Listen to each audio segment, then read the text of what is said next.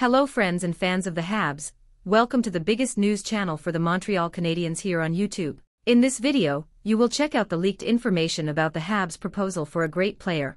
Make sure you are subscribed here on the channel, that way you won't miss any updates we publish here on YouTube. Let's go to the video. During the summer of 2019, the Carolina Hurricanes saw their star center receive an offer sheet from the Montreal Canadiens.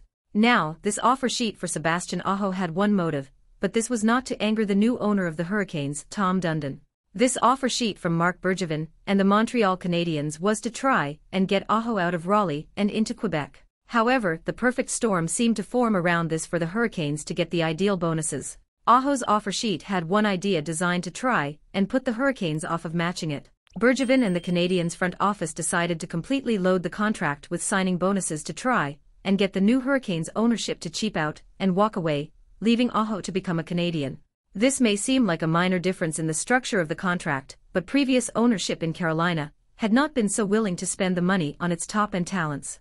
With the Canadiens assuming that new ownership would go down the same route, it seemed like a safe bet for the front office in Quebec. With Aho set to receive $21.17 million in 12 months just for signing the deal, this was an intentional challenge to the Hurricanes' new ownership. It is important to note that the entire contract mostly paid Aho through a large signing bonus yearly. His base salary was the league minimum, which is why the average annual value of this contract changed when the league minimum did. Guaranteed money, like signing bonuses, was necessary because the collective bargaining agreement between the NHL and the NHL Players Association, NHLPA, was set to expire in the coming years. With the lockout threat, players feared reduced salaries and signing bonuses prevented that, so everyone wanted it. The Canadiens knew that and were trying to force the Hurricanes to pay more than they would be more comfortable doing so with a different player. In the end, it was an easy decision for the Hurricanes. They would have gotten a first, second, and third-round pick from Montreal as compensation for the member of the Canes that is rapidly climbing the all-time franchise record lists. Matching the offer sheet was something that the Hurricanes decided to do the day after it was signed despite having a 7-day window to come up with a decision. Dundon proved that he was not someone to mess with in this regard. The Hurricanes recently extended Aho after the Finnish forward signed a new 8-year contract worth $9.75 million a year. This would take up 11.6% of the salary cap hit if it was to be implemented today.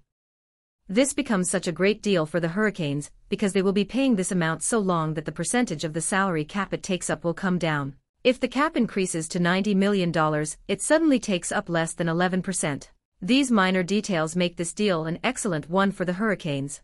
It is unfair to say that the Hurricanes have Bergevin entirely to thank for this. In normal circumstances, this deal may not have been so good. However, the events occurring since the Canadiens tendered an offer sheet to Aho have left the Hurricanes in a position to reap all of the rewards of this contract. The main attribute is signing a player of this quality to a deal that sees the player make what some would consider below market value for someone of his caliber. However, if this deal had been done in 3 years, when Aho was coming off an 8-year deal straight off his entry-level contract, it would not look the same because the salary cap may have increased to something closer to $90 million. It also needed the cap to stop rising due to an event that happened once in a century or so. It had to be the right combination of these situations. To get 13 years worth of a player that will challenge the organization's all-time franchise records at a cap hit that barely changed, and will end up significantly below par for the market value of someone that matches his skill set required everything to go right. It was the Canadiens that set that in motion. If you believe in a good season for the Habs, leave your like strongly here in the video. Click now on the video that is appearing on your final screen, and check out the promising reinforcements package of the Montreal Canadiens now. Until the next video. Go Habs!